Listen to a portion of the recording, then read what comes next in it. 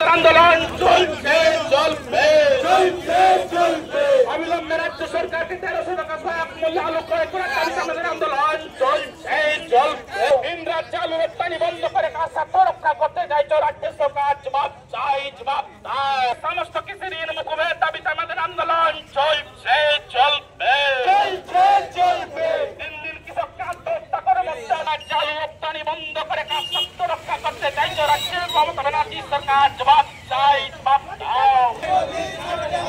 এদিকে লাও জিন্দাবাদ আমাদের আন্দোলন চলছে চলবে